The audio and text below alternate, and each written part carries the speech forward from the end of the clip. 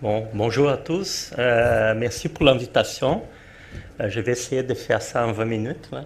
Comme on commence un peu avant 14 heures, j'ai un bonus là, de temps. Donc je vais... Ok, c'est bon.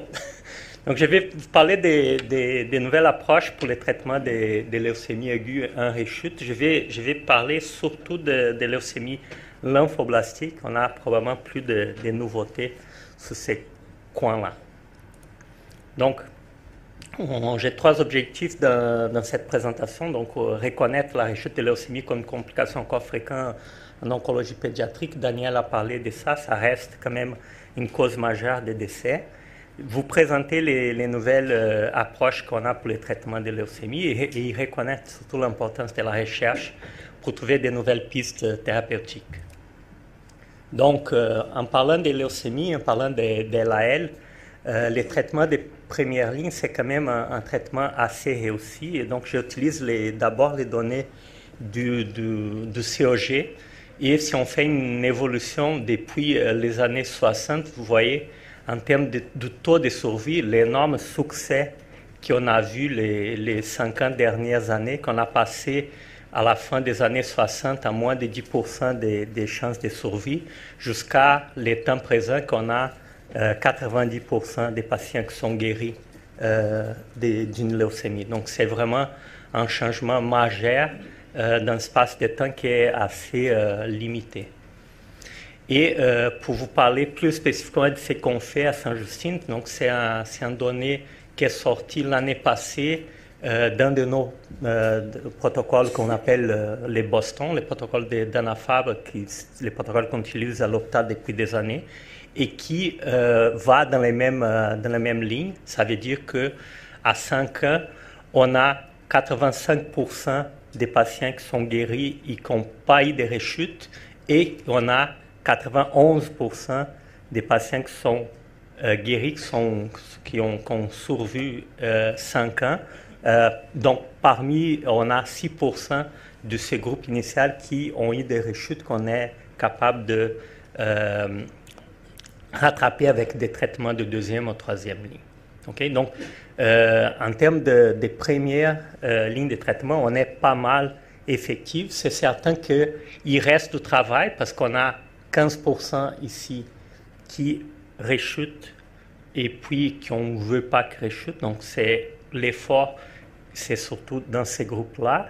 Et la deuxième chose que Daniel a parlé déjà ce matin, c'est qu'on a quand même pas mal de séquelles à long terme et c'est une autre chose qu'il faut adresser aussi. Ces résultats, l'évolution a été faite dans la plupart avec des médicaments qui sont là depuis 30 ans, 40 ans, et que c'est juste la meilleure façon de donner, d'intensifier les traitements pour certains cas, d'assouplir les traitements pour d'autres cas, pour avoir les résultats qu'on a présentement. Okay? Mais il y a un besoin majeur qu'on utilise de nouvelles médications, et avec les outils qu'on a présentement, on arrive à ces moments. Donc, on va se concentrer dans les 15% des patients pour lesquels la leucémie est un peu plus méchante, qui nous marque l'ego. Donc, je vais parler rapidement des données qu'on a à Sainte-Justine, qu'on a publiées récemment, et puis des données dans la littérature en général, qui est pour les rechutes. Okay? Les traitements des rechutes, normalement, ça se fait avec chimiothérapie, une fois de plus, dans la majorité des cas avec les mêmes médicaments, ou quelques médicaments différents, mais qui ont été développés dans la plupart des cas aussi il y a 20-30 ans. Donc, dans les traitements standards, il n'y a pas vraiment des nouveautés. Et pour une bonne partie des rechutes, on ajoute la greffe des cellules souches comme partie du traitement. Donc ça, c'est une publication de cette année. Les résultats qu'on a eu des patients en première rechute à Sainte-Justine.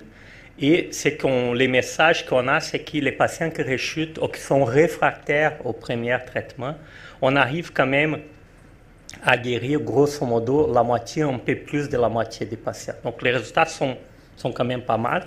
La majorité de ces patients ont reçu des traitements de chimiothérapie. Une chose importante, on a divisé en 2 périodes de temps. Et vous voyez surtout pour ces groupes qui ont dit des hauts risques, les gros progrès qu'on a fait jusqu'à 2004 et après 2004 en termes des résultats du traitement. Et c'est surtout parce qu'on a commencé à utiliser des données telles que la maladie résiduelle pour nous guider la meilleure façon de traiter ces patients. Ça veut dire d'intensifier les traitements, de mettre ces patients de plus en plus dans les protocoles de recherche.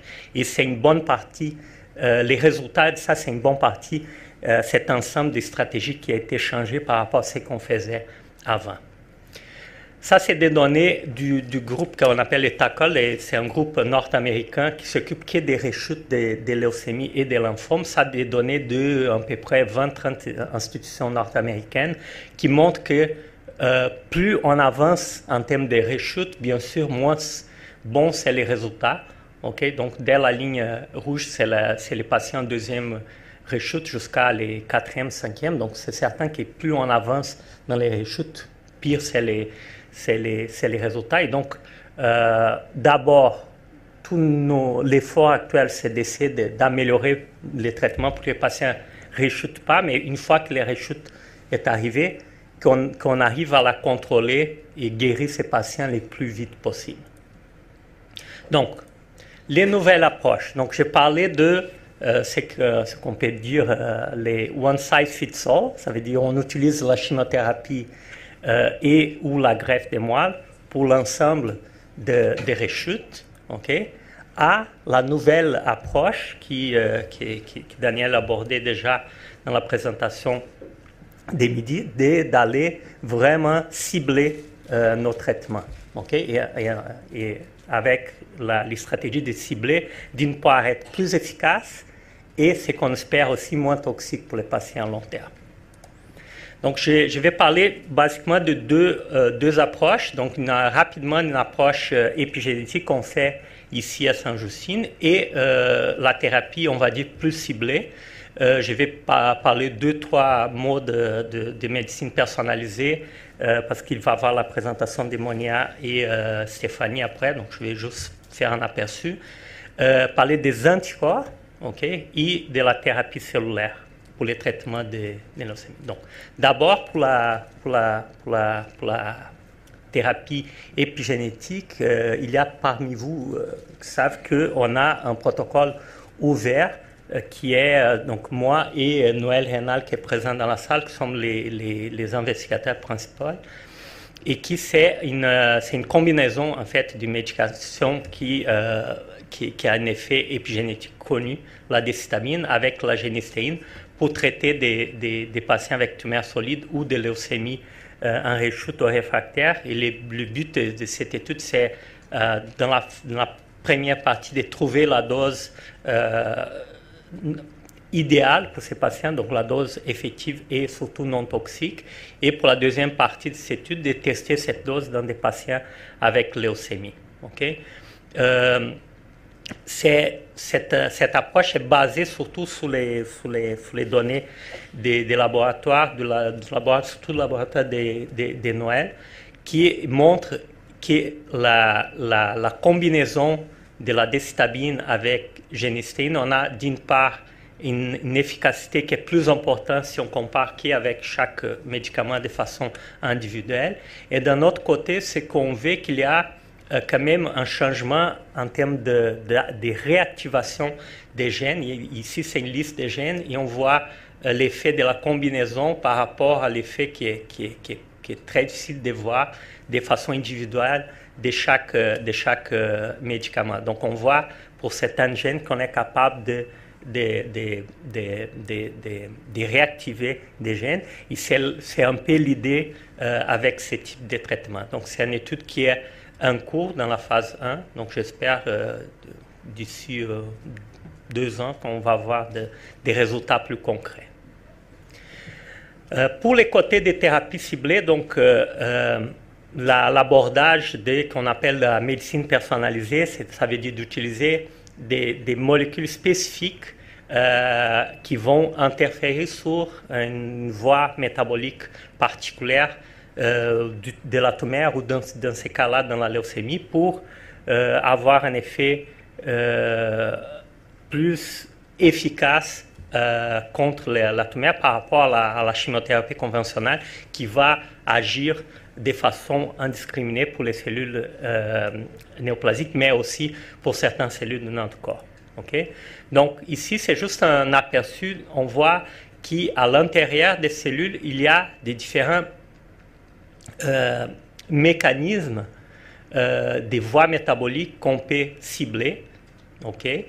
Et puis, on voit un aperçu un peu plus en détail. C'est des différentes voies qui sont gérées par différents gènes et qui vont jouer sur la régulation génique, sur la prolifération cellulaire, sur l'apoptose. Et vous pensez que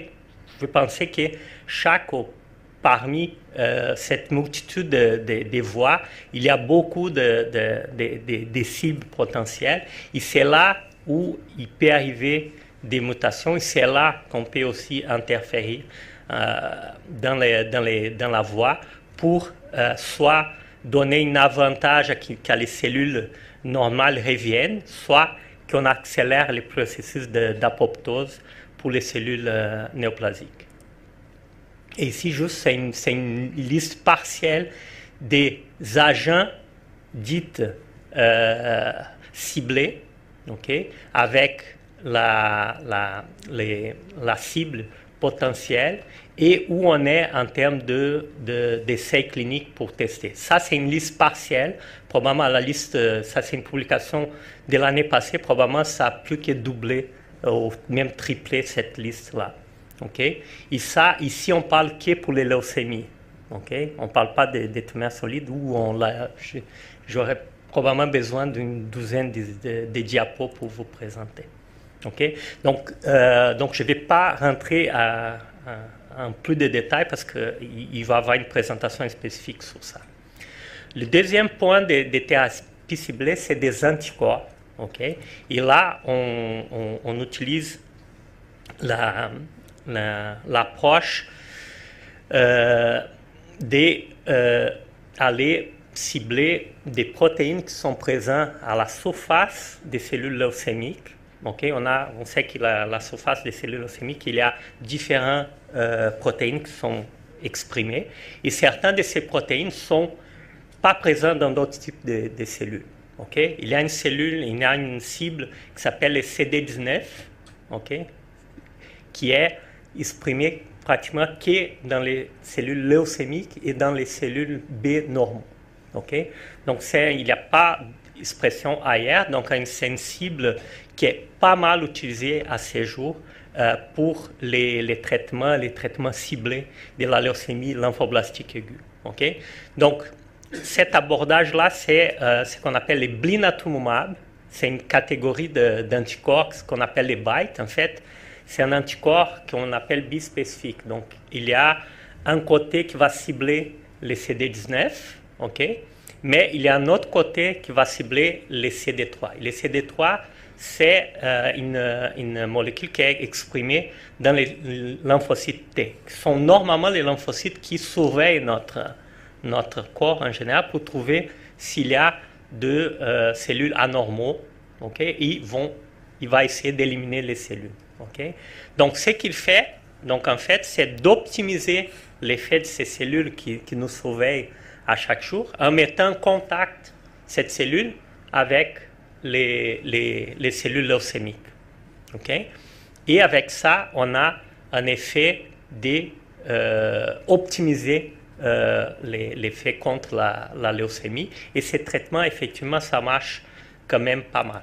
Okay? Donc, nous, on a un essai clinique qui est ouvert à ce moment, c'est un traitement pour les premières rechutes de leucémie lymphoblastique pré-B, qui c'est la majorité des leucémies lymphoblastiques, et qui, en fait, il y a des randomisations qu'on compare les traitements standards, comme j'ai dit, des rechutes avec la chimiothérapie, versus un traitement qui utilise cet anticorps-là, soit pour les patients qui ont dit des hauts risques, soit des patients de risque standard, pour voir finalement si ces traitements peut être donné et il est aussi efficace et s'il est moins toxique que les patients. C'est certain que déjà, c'est entre guillemets un peu un succès parce qu'il y a certains patients qui se refusent à être randomisés parce qu'ils veulent avoir l'anticorps déjà, parce qu'ils savent que l'effet de la chimiothérapie, ils savent que l'anticorps peut être moins toxique. Donc c'est un défi déjà pour compléter cette étude, mais c'est important parce qu'il faut prouver que l'anticorps est aussi efficace ou peut-être plus efficace que la chimiothérapie. Okay? Donc ça, c'est un essai clinique qui est en cours. Et puis, finalement, pour le dernier volet des thérapies ciblées, je vais parler de la thérapie ciblée qui utilise les cellules comme outil. Okay? Pas seulement l'anticorps qui va mettre les cellules ensemble, mais vraiment essayer de modifier les cellules pour combattre la leucémie. Okay? Donc, je suis certain que vous avez entendu déjà, la majorité de vous, entendu de ce qu'on appelle les cellules CAR. Okay? Donc, cellules CAR, c'est des cellules modifiées, okay, pour optimiser l'effet aussi de ces cellules T, donc contre la leucémie. Et comment ça marche? Je vais parler de façon plus générale et après de façon plus spécifique l'effet directement sur les leucémies. Mais les CAR peuvent être utilisés en théorie pour d'autres tumeurs aussi. Il faut juste avoir une cible. Okay? Donc, on collecte des cellules T du patient, okay, avec une méthode qu'on appelle l'aphérèse. Donc, on enlève une quantité suffisante de lymphocytes T.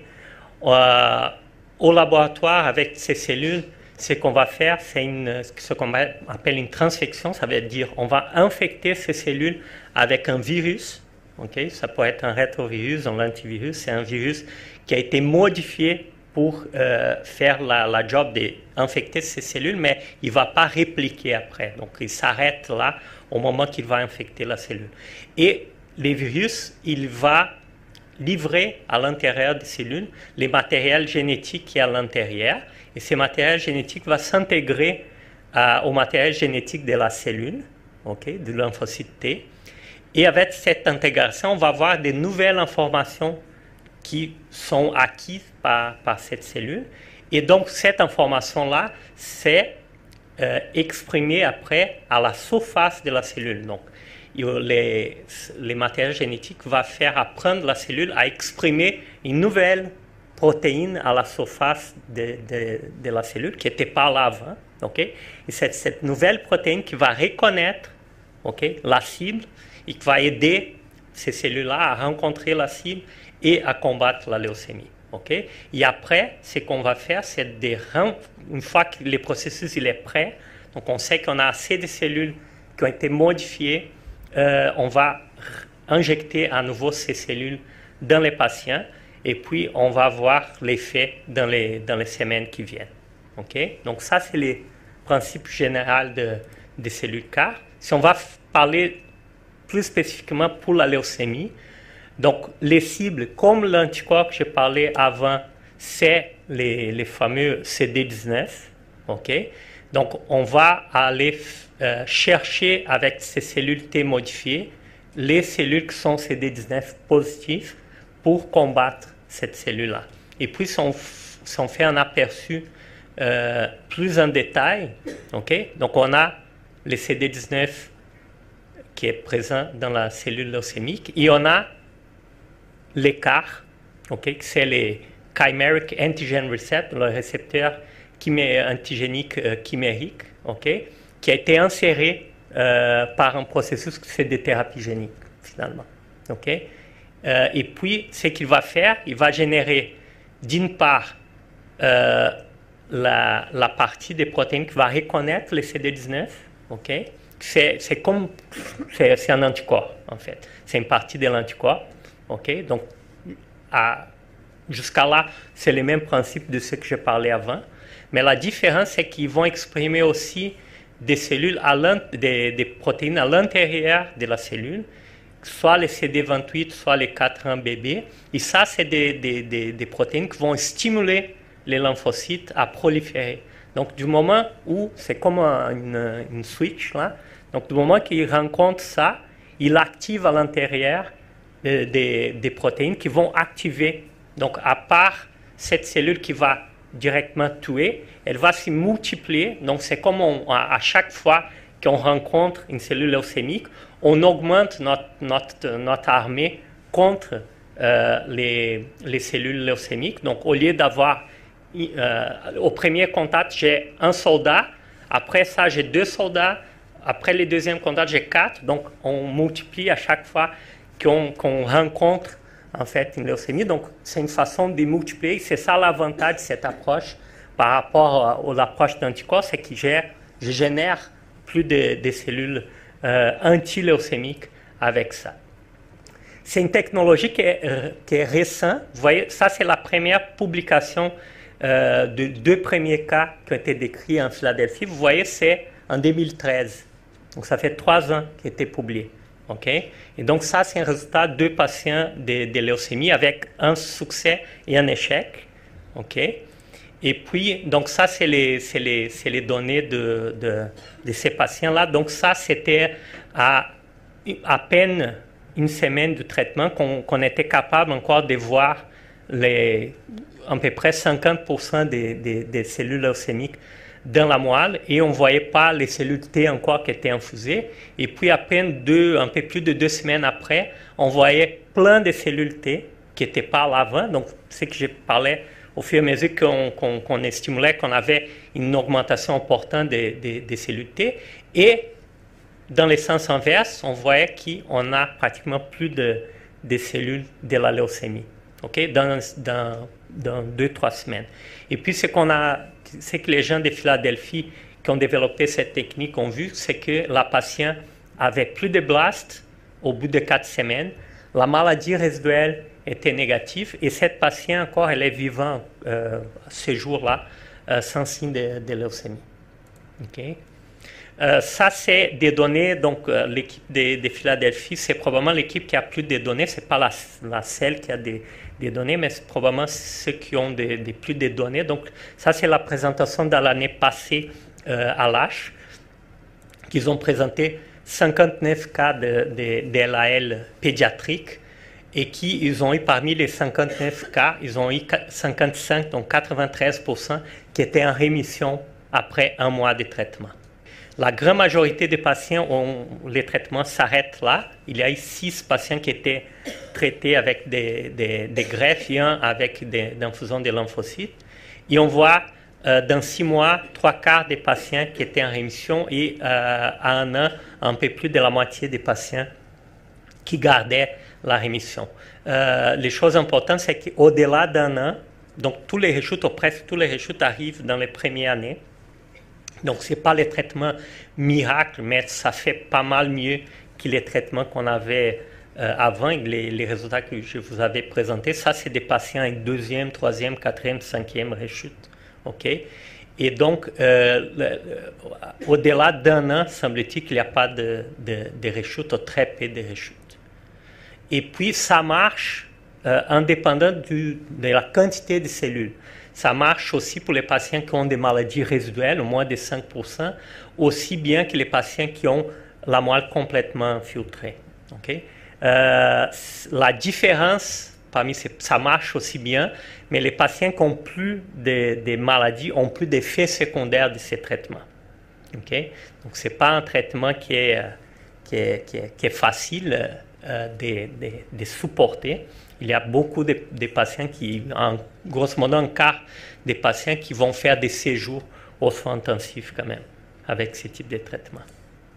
Et puis, donc, juste pour finaliser, donc nous, on a participé ici à Sainte-Justine d'un essai clinique multicentrique qui était développé aux États-Unis, au Canada et certains pays de l'Europe, Australie et Japon. Donc, on a inclus 5 patients dans l'essai. Et puis, il va être présenté à l'ASH d'ici, donc les congrès américains d'hématologie dans 2 semaines. Okay? Donc, ça, c'est des données vraiment très préliminaires et nouveaux. Donc, l'étude a recruté 57 patients, donc 6 au Canada et 5 ici à Sainte-Justine.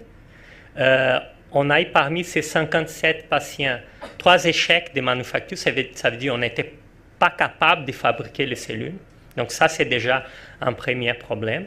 Le deuxième problème, on a 5 patients qui, les cellules ont été fabriquées, mais entre les moments que les patients étaient collectés et les moments qu'il fallait l'infuser, il y a eu un problème quelconque avec les patients, soit la leucémie a progressé, on n'a pas été capable, soit les patients présentaient une complication infectieuse, on n'a pas été capable de faire l'infusion. Les temps entre la collecte et l'infusion, ça prend environ 6 semaines, 6 à 8 semaines. Donc, ce n'est pas évident pour un patient qui a une rechute d'atteindre tous ces temps-là. Il faut beaucoup d'investissement pour ça.